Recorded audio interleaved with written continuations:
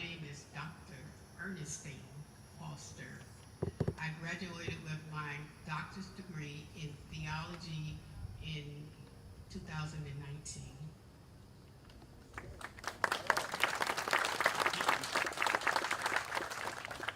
And I don't hold just one degree, but I have 4 degrees.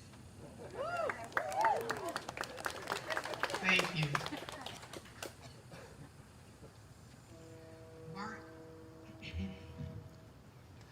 Mark 10:45 said, "The Son of Man did not come to serve, but to be served, to, to serve others, and to give his life as a ransom." This is one of my favorite scriptures. It actually reminds me of my husband, Senior Chief Petty Officer Ernie T. Foster, who served with a servant heart and paid the ultimate sacrifice, along with the 36 other brave heroes. They truly have left a legacy behind for us to uphold and impact the whole world. Let us never forget.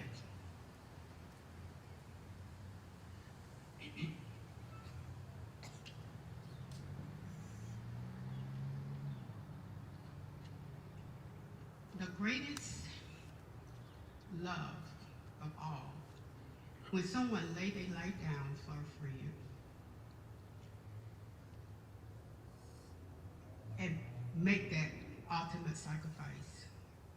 My husband was a loving, devoted father, a great man of faith with Christian values, who served his community and church.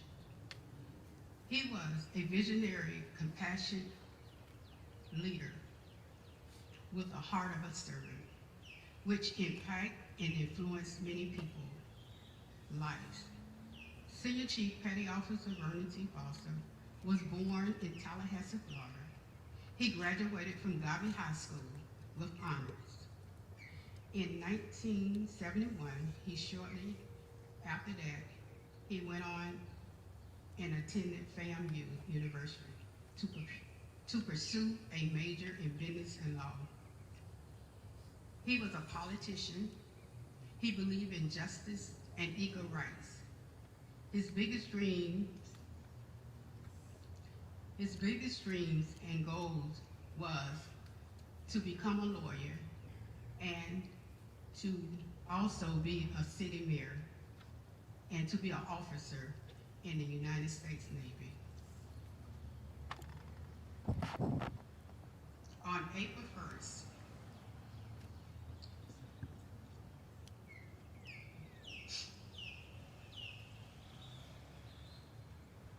to whom much is given, and greatly is much is due to those that serve. On April 1st, 2016, Senior Chief Petty Officer Quartermaster Bernie T. Foster was inducted in a Hall of Fame at his high school, Garvey High School in Tallahassee. And 1 month later, he was honored by Tallahassee, the city of Tallahassee, and the county of Leon County. A name was placed on the wall of remembrance. Please let us keep each other in prayer, and pray for those that are serving, and pray for those that have served. We all are soldiers on the battlefield of the Lord, and we must leave a mark behind. May my husband and those 36 other sellers' legacy live on from generations to come. God bless America.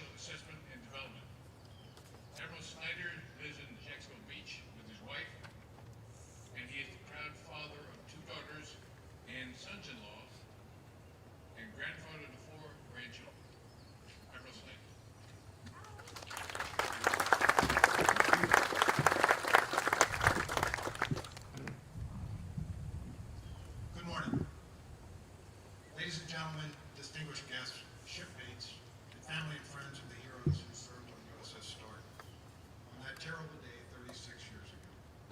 Thank you for being here, and thank you for allowing me to be a part of this memorial ceremony. I appreciate the introduction, but what's not clear, and what Captain Wynkoop said, is that I'm a frigate sailor. Yes, I was an aviator. Yes, I served on an aircraft carrier and an amphibious assault ship. But every night I spent at sea on a Navy ship for the first 22 years of my career was spent on a frigate. I know full well that every member of that crew, black shoes or brown shoes, was part of a fighting team. So it's very special for me to join you today to honor our frigate sailors. On May 17, 1987, 37 shipmates were killed, and many more were injured in an unprovoked attack on USS Stark. We join here together today, as has been done every year since, to remember and honor all the Stark sailors and memorialize those lost on that day and those lost since. And we gather to recognize and honor those many family and friends who lost loved ones that day and who supported the survivors and each other through these many years. When faced with a tragedy like the attack on Stark, we have a lot of questions. Usually it's questions about what happened, how did it happen, why did it happen. While those are important questions, today we are here to remember the who. Who were those 220 men on patrol in the Arabian Gulf? Those men were us. They were fathers, sons, grandsons, husbands, uncles, cousins, and they were friends. They came to the Navy from across the country for many reasons. Some to serve our country, some to learn a trade and get an education, some for adventure, but all of them, like all of us who served in the Navy for our shipmates. And it was shipmates on that night of May 17, 1987, who faced an unthinkable horror. But as shipmates, they faced it together with courage, with determination, and with a shared, unwavering purpose to help their injured and dying shipmates and save their ship. Suffering devastating injuries, some visible and some not, and with disregard for their injuries and their lives, those men sacrificed, they suffered, and they showed us the power of a team, the power of unity, the power of service to others. Who were the hundreds of family and friends supporting those sailors and each other? They, like all those family and friends of sailors over the centuries, watched as their loved ones sailed off on February 5th, 1987. With goodbyes said, they turned their attention back to their roles, back to their team, and back to their mission of support through service and sacrifice. Moms and dads sent care packages and bragged about their sons. Wives who paid bills, arranged repairs to cars and appliances, fed the kids, walked the dog, helped with homework, cut the grass, and wrote letters of love that meant so much. They were the children who loved their dads unconditionally, knowing he'd come home and hold them and make them laugh again. Not all of them had that opportunity. Grandparents, brothers, sisters, friends, and many others who all kept the faith and gave sailors a true reason for their sacrifices. When tragedy struck, it struck them all, and we remember that. We honor that. A lot was learned from the attack on Stark. We learned about the power of damage control. We learned how to better prepare our crews. We learned how to better support our Navy family. We learned about the power of sailors, the power of a team, the power of each of us to do what's hard, do what's needed, and face adversity with courage and resilience. Just remember what the crew, after the attack on Stark on board USS Samuel B. Roberts did less than a year later. After a catastrophic, arguably fatal mine strike, the sacrifices and lessons learned from the Stark crew helped Roberts save their ship. What can we still learn from the attack on Stark? We must learn from tragic events. We must be prepared, and most importantly, we must come together to face challenges. Like the sailors in Stark, like their families and friends, like the Navy and the nation did in 1987, We must come together now as a nation to address the many real challenges we face today. To do that, we have to be able to have a civil discourse.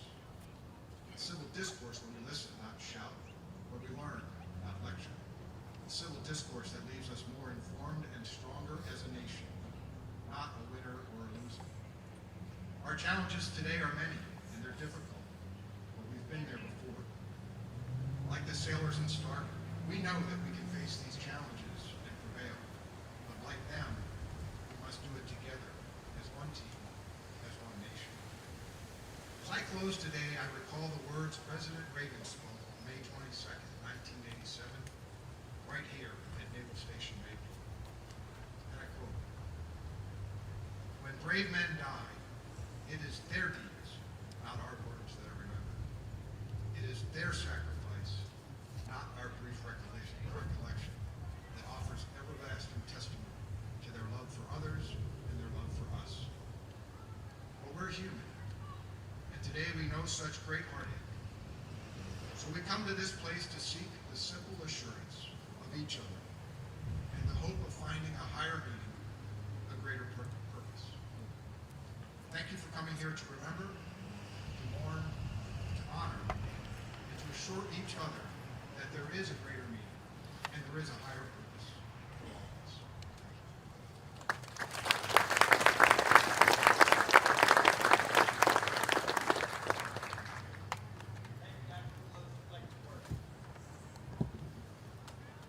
Mr. Peter Weber, boats made on board USS Stark in 1987, freed the names of 37 sailors who perished on board. Mr. James Baer, sonar technician on board the Stark in 1987, was told to start bell. Ladies and gentlemen, please rise. Military guests, please put your hands to the last bell tolled.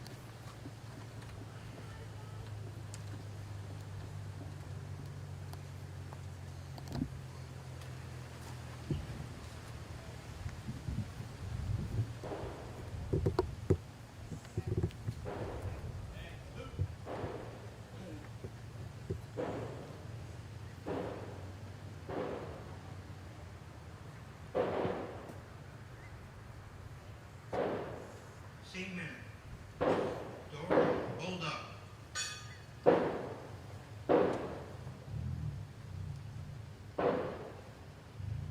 Fire Control, Petty Officer, 3rd Class, Jeffrey Calkins.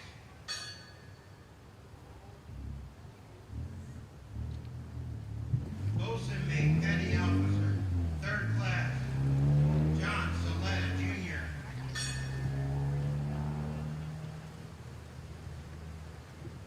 Operations Specialist, Petty Officer, 3rd Class, Antonio Daniels.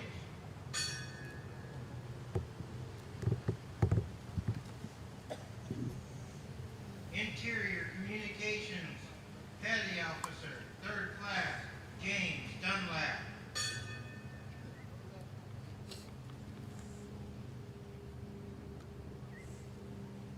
Radioman, Petty Officer, 2nd Class, Jerry Farr.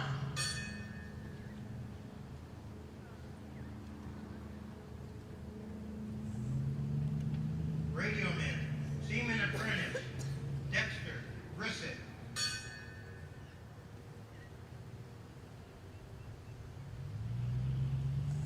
Gunner's Mate, Guns, Petty Officer, 2nd Class, Daniel Homicki.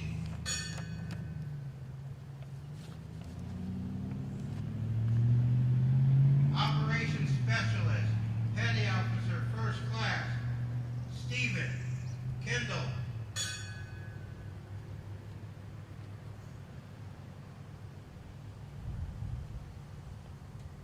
Signalman, Petty Officer, 1st Class, Ronnie Lockett.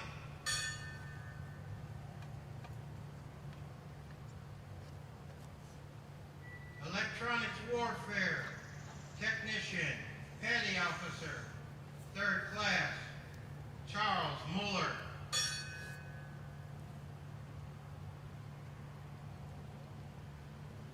Data Systems, Petty Officer, Officer First Class Randy Pierce.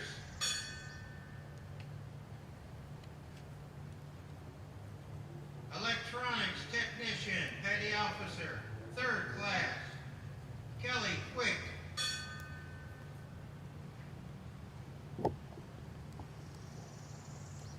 Fire Control Technician Senior Chief Petty Officer Robert Shippey.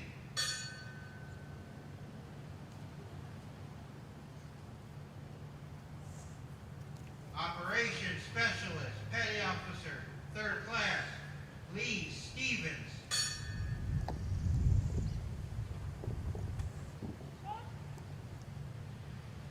Electronics Technician Petty Officer Third Class Martin Supple.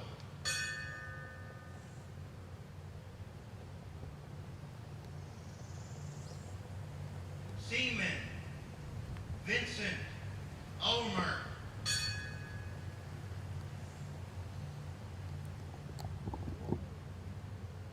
Electronics Technician Petty Officer Third Class Wayne Weaver II.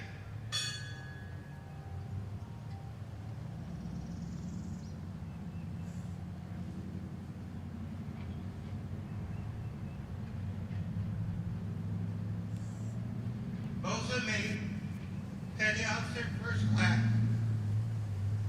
Bradley Brown.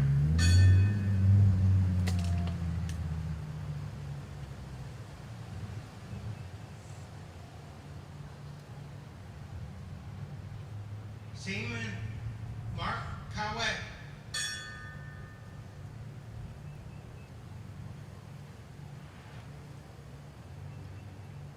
Seaman Brian Kleinfelter.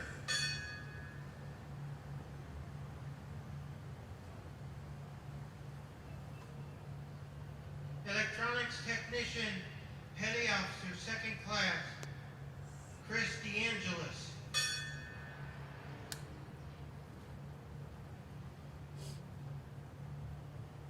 Sonar Technician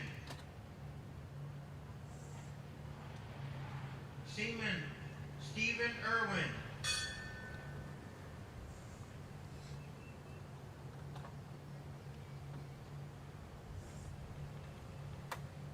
Quartermaster Senior Chief Petty Officer Vernon Foster.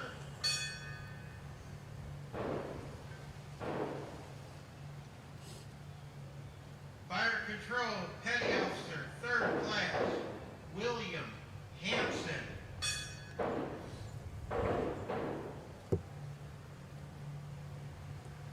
Operations Specialist Seaman Kenneth Januzik.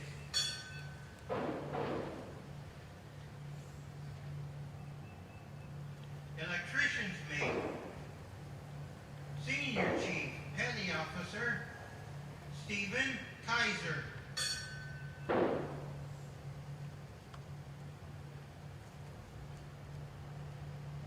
Gunner's Mate Petty Officer First Class Thomas McMullen.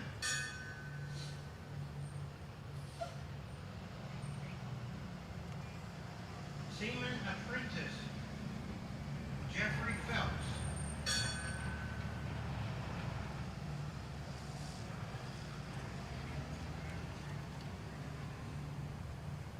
Gunner's Mate Guns Petty Officer Third Class James Polanski.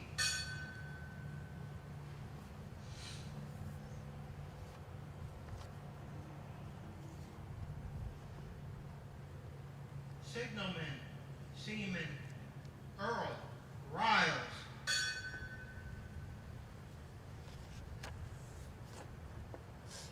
Signalman Seaman Jeffrey Sibley.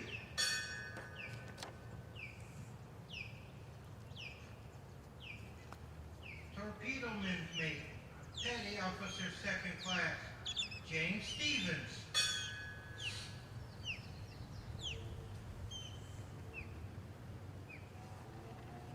Fire Control Technician Petty Officer First Class Gregory Tweedy.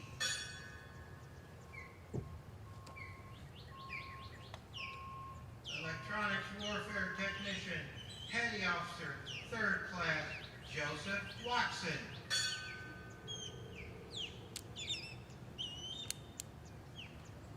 Operations Specialist Seaman Terrence Weldon.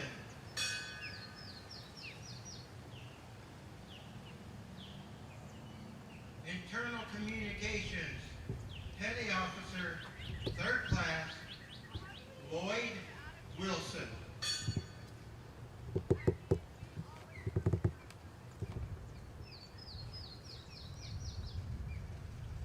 Ready, go!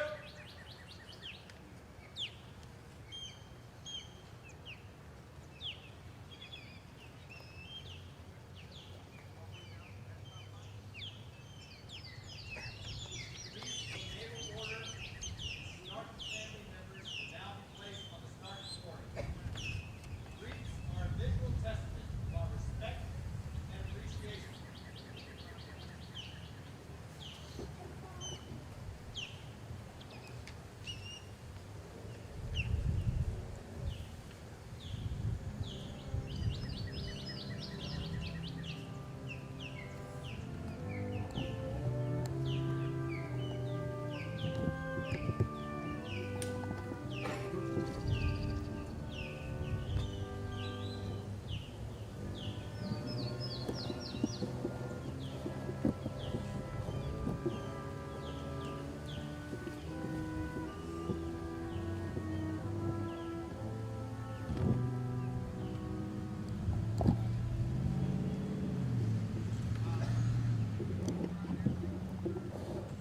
Naval Station Maid Board's Hero Honors Right Detail will render a 21-gun salute. Military members will render a hand salute and the first knowledge will hold until the end of battle. Right detail. Stand by. Ready.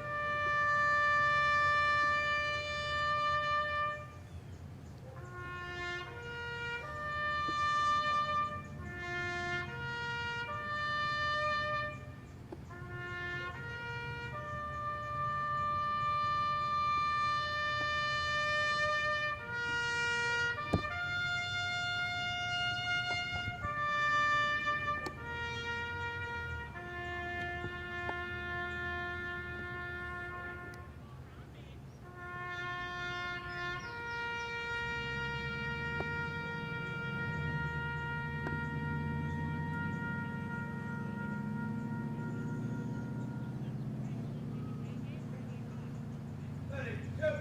Order. Up.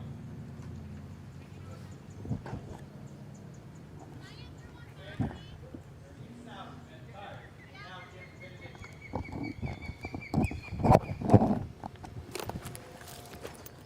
Let us join together in prayer. Our Father, strong to save, whose arm has bound the restless wave.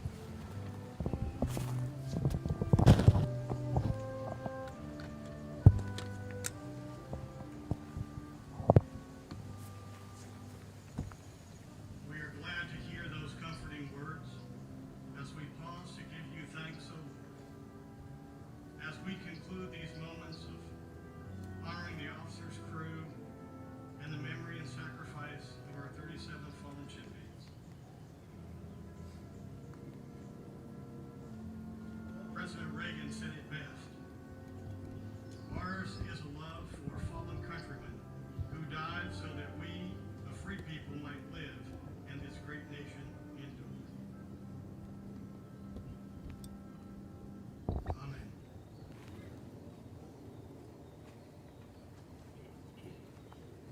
An event of this magnitude and importance requires